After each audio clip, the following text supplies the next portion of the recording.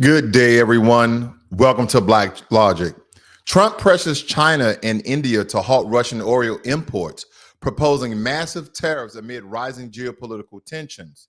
China, India, and Turkey remain top consumers of Russian oil, raising concerns over global sanction evasion. Texas Democrats flee the state to block GOP redistricting, and civil arrest warrants issued by Republicans in retaliation. Now, GOP leaders threaten $500 daily fines, removals, and felony charges as Democrats vow to resist partisan maps. Israeli prime ministers announced plans to retake full control of Gaza, sparking global outcry and internal military pushback. Benjamin Netanyahu greenlights operations in hostage zones, risking lives and igniting protests from hostage families.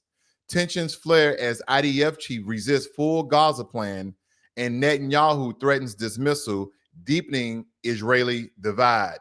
When we get into these stories, you're going to find out not only what gerrymandering is and how you can divide and uphold power, as well as the reoccupation of Gaza in the state of Palestine and how Palestine really doesn't have any power.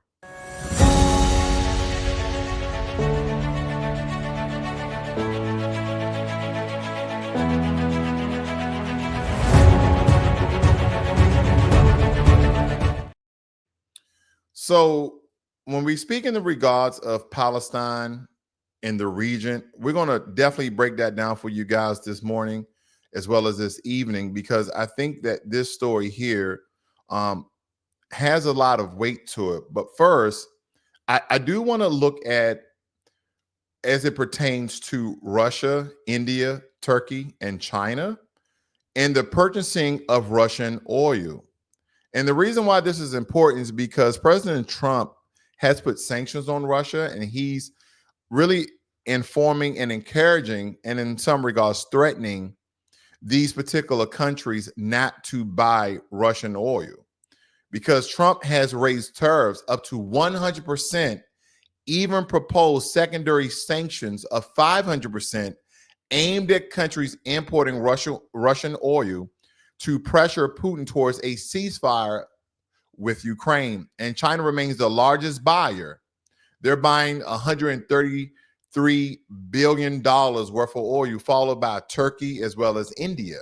And as I told you guys before, when we look at these countries within the region that's really close to Russia, none of these countries are backing down and being fear-mongered into making decisions based upon their country's economy when it comes to President Trump. Even though we have these partnerships and some of these countries that we consider allies or we're very neutral with, we're not giving them the same bargains and deals that Russia is when it pertains to oil. So it's advantageous for them to continue to buy cheap Russian oil and gas versus try to buy, all the fracking and oil and gas that America is selling. And then you also have the import-export tax, tariffs, etc.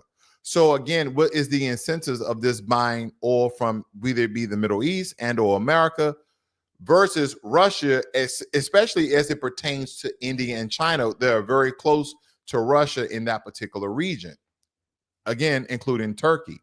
So as I look at this, the global dynamics are playing out very staunchly, because what is going to be our relationship if these countries do not adhere to President Trump's advice? Because a senior Trump aide accused India of effectively financing Russia's war machine via oil imports, though report says China imports even more and is being overlooked in rhetoric. Now, here's my question, just going off the past dealing of President Trump when it comes to sanctions of other countries that do not do what he wants them to do. How would this affect Indian Americans, one, who are residents and or citizens, Indian visa holders, be they be work or student? How would that affect them? Because there's a large populations of Indians inside of America. And I'm not referring to Native Americans. I'm referring to people who are from India, the country of India. So I'm going to call them Indians. So you guys have context in regarding the explanation and definition of who and what they are and where they're from.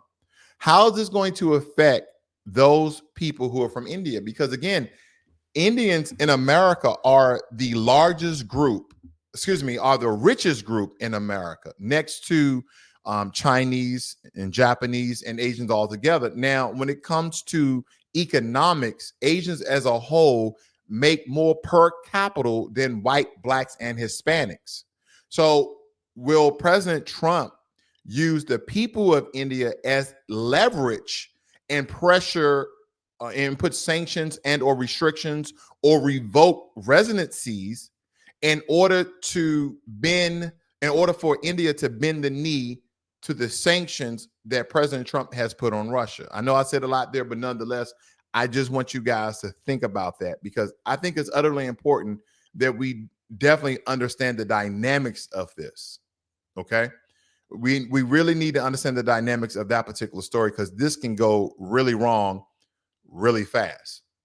Now, over 50 states House Democrats fled to deny Republicans a quorum on redistricting vote backed by Trump's ambitions. Okay.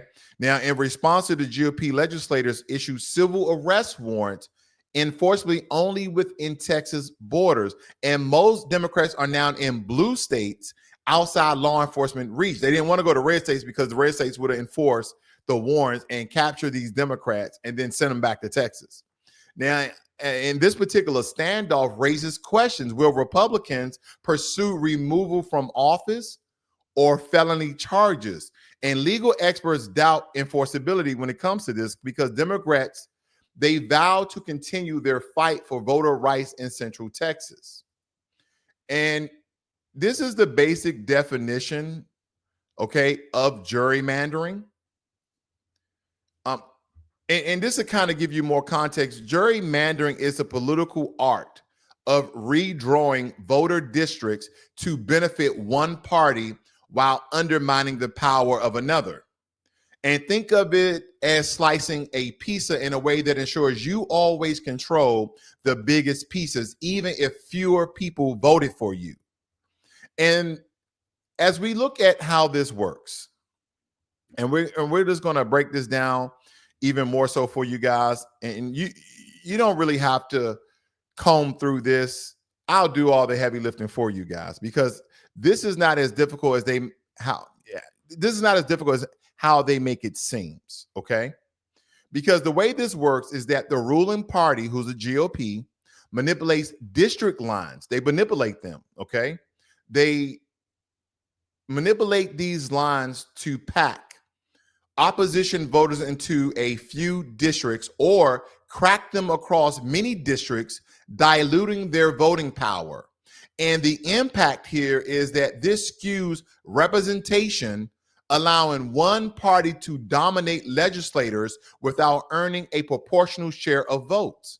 Now, in Texas, critics argue that Republicans have mastered this game, locking in long-term dominance at the expense of Black, Latino, and these urban communities.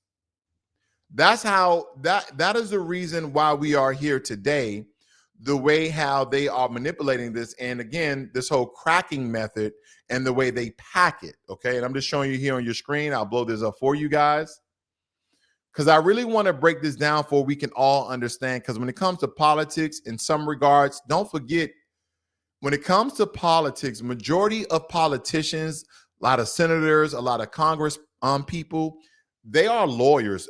They're not practicing lawyers. They have passed the bar exam. Majority of them have passed the law exam, and that's why they understand the law. And the law was meant to confuse, as I stated yesterday, the commoners. We're the commoners.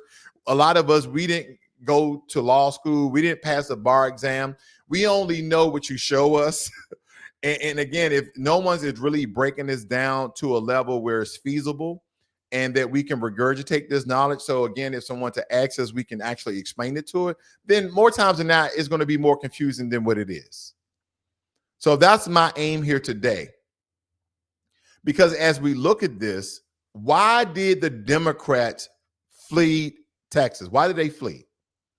Because Republicans, with the backing from Donald Trump, introduced a mid-decade redistrict plan that could flip up to 5 Democratic-held congressional seats to GOP control before 2026. And over 50 Democratic lawmakers left the state. They left the state to break quorum, meaning Republicans can't legally vote on the plan without enough members present. And Governor Abbott issued civil arrest warrants for absentee Democrats and slapped them with $500 a day fines, hoping to force them to return. Now, as a so-called commoners, American citizens, residents therein, why this is important, even though this is happening in the state of Texas, we may see this happen in many other states where gerrymandering will take place. So the GOP will continue to hold power.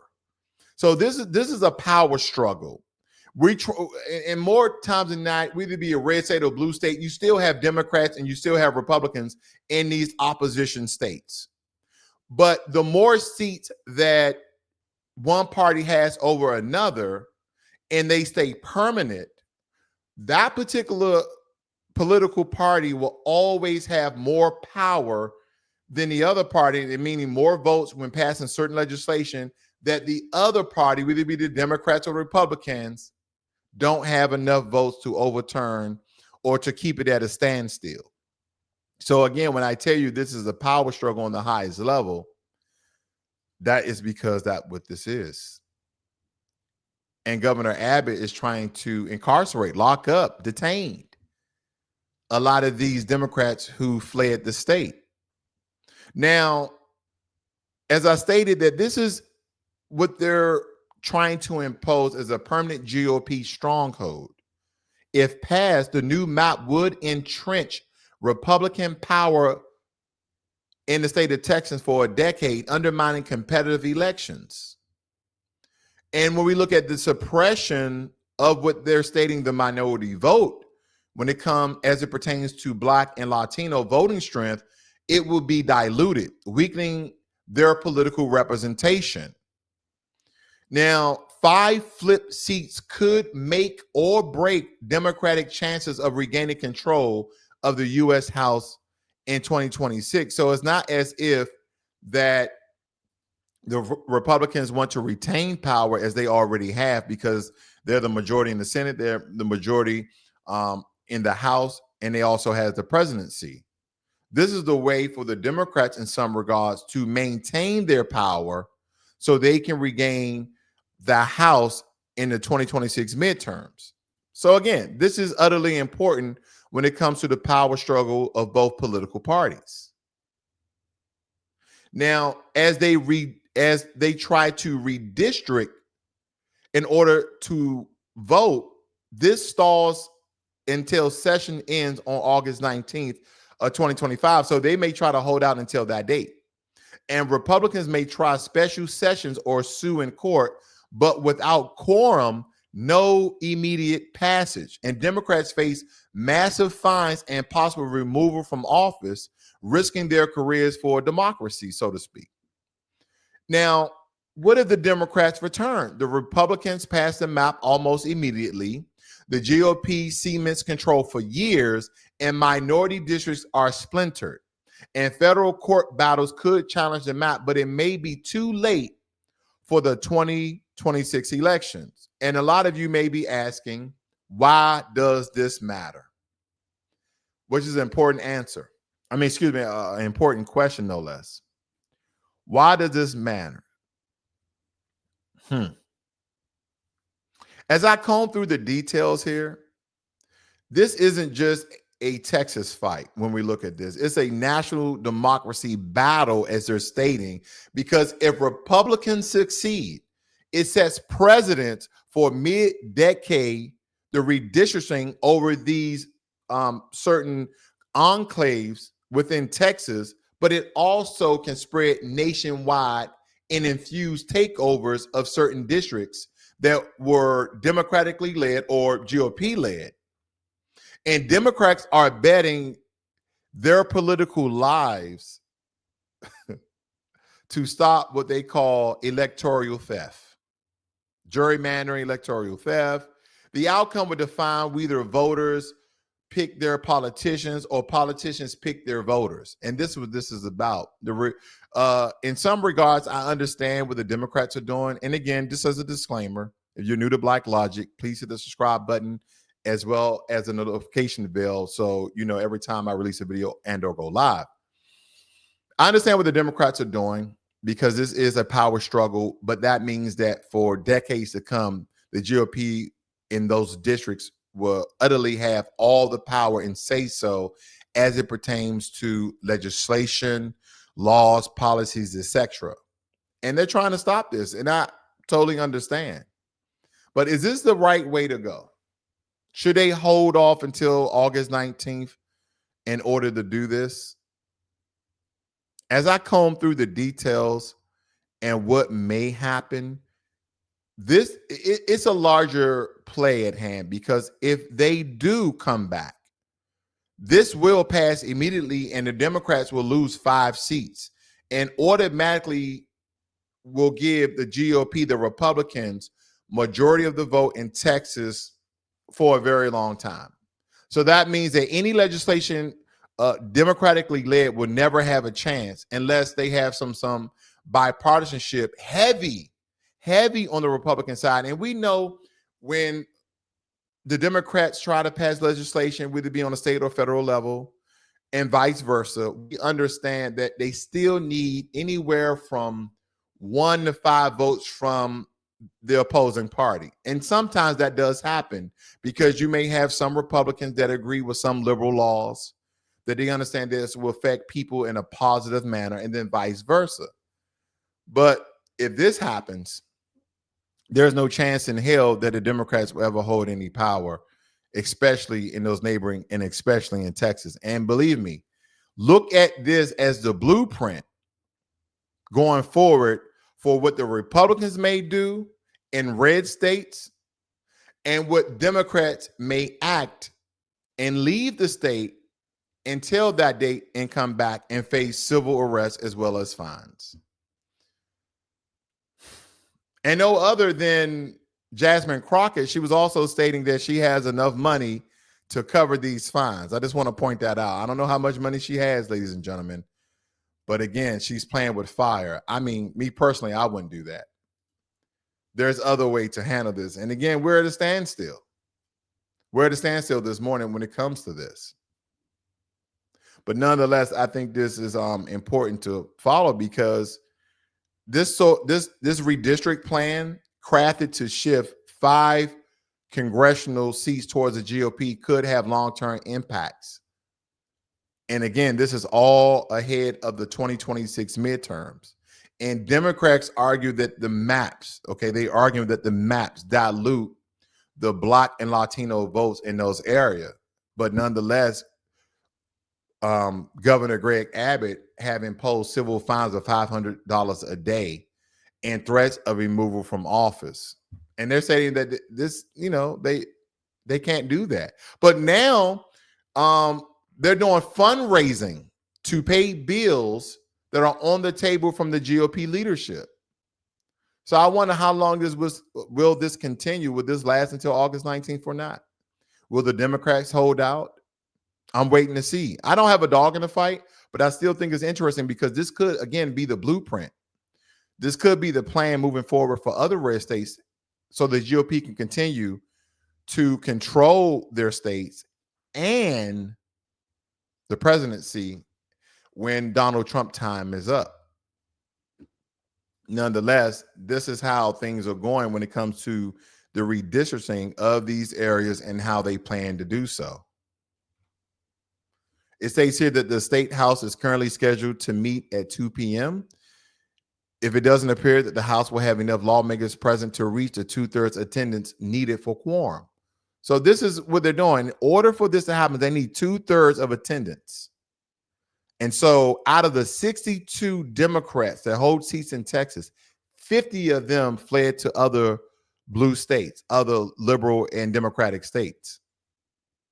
So as I look at this, this is the plan of the Democrats. Again, I don't know if it's intelligent. I don't know if it's smart, but I know they understand the law and how it pertains to the 2/3 rule in order from the whole session, in order for these seats to be upheld in the redistrict of these areas. Now, Israeli Prime Minister Benjamin Netanyahu has presented a U.S.-backed cabinet plan to fully reoccupy Gaza, and the directive includes military operations in areas believed to hold Hamas captives. Of course, we got to have Hamas. They got to be in the region in order for us to reoccupy. Now, granted, Hamas did show a hostage that they still have in captivity. So this is giving Israel just cause to reoccupy Gaza. I believe that Hamas, they did show at least one frail body, unfortunately, frail body Israeli that they still hold captive. But this is giving Benjamin Netanyahu, the IDF, the state of Israel, just cause to reoccupy Gaza. Now, do not forget that Gaza is in the country of Palestine.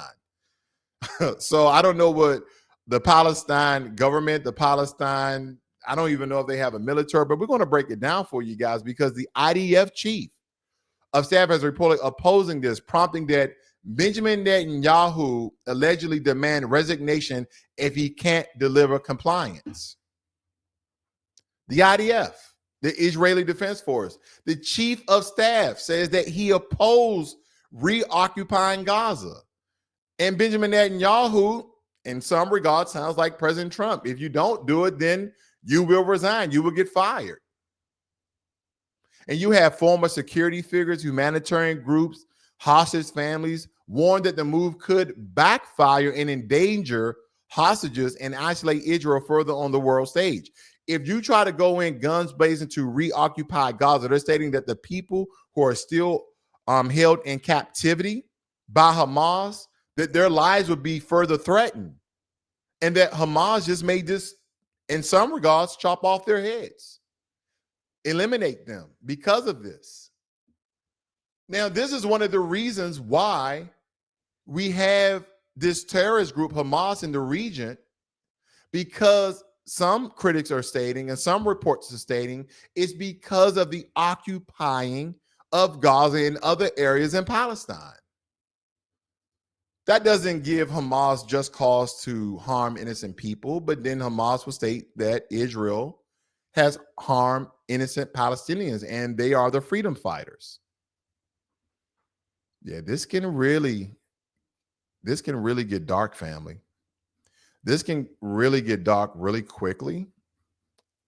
And I just really think that if we pull back the curtain and expose the raw, unfiltered truth about one of the most complex and controversial and devastatingly misunderstood geopolitical entanglements in modern history, we have to start with Palestine, which is a land, a people, and a history that predates modern conflict. Now, contrary to what sanitized textbooks or legacy mass media and cable news would tell you, Palestine, also known as Philistine, was not some barren land that people make it out to be. This wasn't some barren wasteland waiting to be civilized. It was home to cities, families, schools, farms, industries, and mosques. And Palestinians lived, thrived, and governed in this space through fragmented under Ottoman and then British control.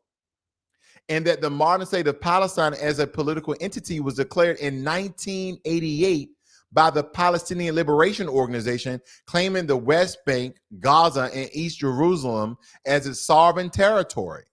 But here's the catch that I think, a lot of people are not understanding how people are really looking at this. They're never truly control the land. Not completely, not militarily, not economically, and certainly not politically. Their authority has been a mirage, a paper-thin veil of autonomy granted through the Oslo Accords of the 1990s, where the Palestinian Authority was allowed to govern in a fragmented, weakened capacity, always under the shadow of Israeli occupation. So today, the Palestinian people are split in two. You have the West Bank under the Palestinian Authority, crippled by bureaucracy and international dependency, and you have Gaza that's ruled by Hamas, which is an isolated enclave under siege. And there is no unified leadership, no centralized military, no control of borders. They can't control their own airspace.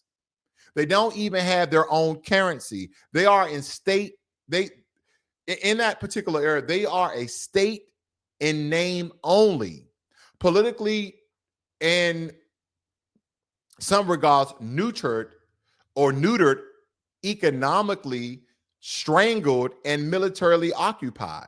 This is the reason why it's so easy for Israel to do what they're doing. Palestine is not a unified state.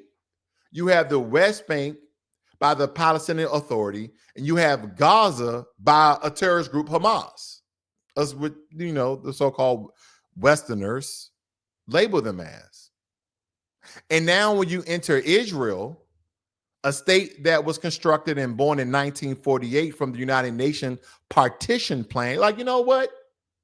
Palestine, even though we know the area and region of Palestine, we know they have the West Bank and Gaza, which make up the region of Palestine, the statehood of Palestine.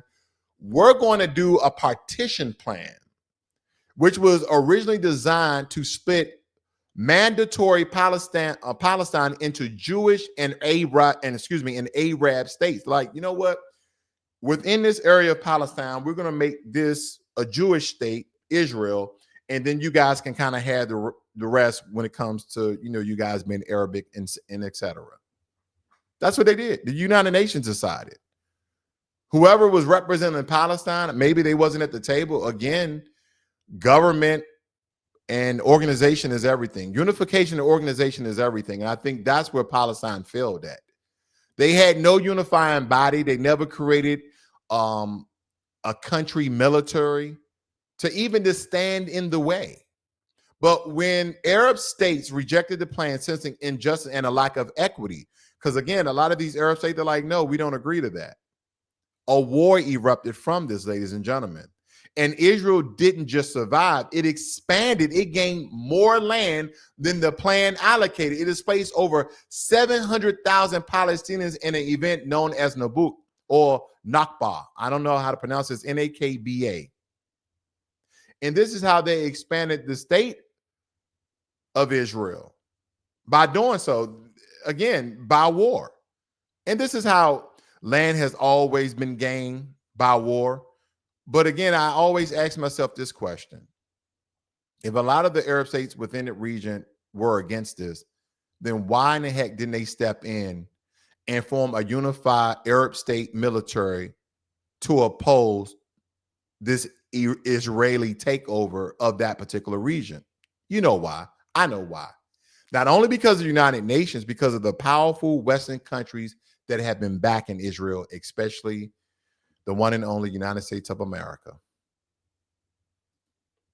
Because as we see it today, Palestine before 1948 was beautiful. It was natural, so to speak, as people will say. But now we have France as well as the UK trying to identify and back a Palestinian statehood. But how they're going to do that if Palestine is not unified and organized and have a real government in place? This is the reason why this is very easy for Israel to do. I just wonder why, because Nakba, Nakba, they also call it the catastrophe. And from that point forward, Israel began building one of the most powerful military machines in the world, backed by billions of dollars in U.S. aid, cutting-edge surveillance, and diplomatic immunity on the global stage. So how does such a tiny country like Israel, smaller than the state of New Jersey, put into perspective, they're smaller than the state of New Jersey, hold the power to not only govern itself, but dominate and occupy another people? Since the Six-Day War in 1967, Israel has maintained military control over the West Bank and previously Gaza, placing checkpoints, building settlements, constructing barriers, and monitoring every move of the Palestinian population, even after it withdrew troops and settlers from Gaza in 2005. Israel never truly left. It has maintained a brutal air, land, and sea blockade, controlling everything from food and medicine to construction materials. Gaza became the world's largest open air prison where 2 million people are packed in with no exit, no autonomy, and no future. And now here we are in 2025. We stand on the edge of something much darker.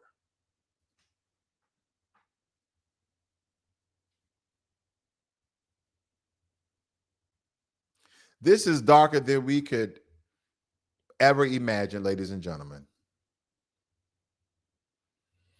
Prime Minister Benjamin Netanyahu embroiled in political chaos, corruption scandals, and desperate of his entangled hold of power. He has proposed something that has shocked even seasoned Israeli generals: a full reoccupation of the Gaza Strip. Now, I've been telling you guys this for months, that he has been planning to reoccupy Gaza. Even President Trump talked about reoccupying Gaza by American hands and making the area of Gaza Strip beachfront property. And we're not talking about just temporary inclusions, ladies and gentlemen. We're talking about a permanent, boots on the ground military presence, Israeli control over every street, every neighborhood, every breath taken inside of Gaza will be controlled by the Israeli Defense Force. Now, this isn't the first time that Israel has re-entered occupied territory. We've seen it in the West Bank in 2002, but this proposed action, in my regard, is unprecedented in modern times. It will reverse nearly two decades of disengagement. This will definitely just wipe away what they have progressed to be. It will plunge the region into permanent warfare, and it will all be done under the guise of scrutiny, even as the IDF commanders themselves warn such a move could get hostages killed, drain resources, and trap Israel in a never-ending quagmire. And the more I look at this, the more I wish that Palestine was a country that was recognized, that was organized, that established a government, that had a seat in the UN. Because without a unifying body in an area as large as Palestine, this is the reason why the UN came up with the partition plan and gave Israel, land in the region, and then Israel expanded that land within Palestine.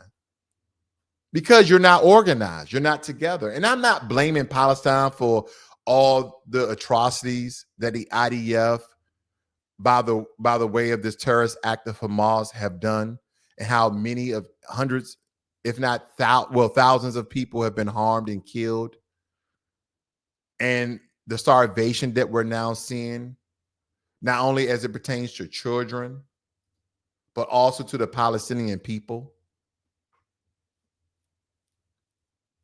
So I ask you, what gives Israel the power to do this? What makes the world sit in silence as Gaza burns, as children die, as international law is trampled? This is a fractured Palestinian resistance and the political will to do what others won't. And the U.S., we may express concern. The EU may wring its hands, and the UN may release strongly worded statements, but let's be very, very clear. Nothing stops Israel except consequence, and consequence have been absent. This is not just a military story. It's not just about borders or politics or who fired first. This is about occupation, subjugation, and control. We've seen this time and time again throughout history. This is not about occupation. This is not about subjugation. It's not just about control. It's about all of the above, and most importantly, it's about power. It's about a land where one people live under military law and another live as free citizens on the same soil. It's about apartheid. It's about surveillance. It's about suppression disguised as security. And if this reoccupation happens, if Israel rolls in its tanks into Gaza permanently, uproots what's left of the Palestinian infrastructure in that area, and declares full control, then the final mass will fall. The world will have to decide, is this about self-defense or is this about domination? Because the line between the two have already been crossed. And history is watching, and history is being repeated.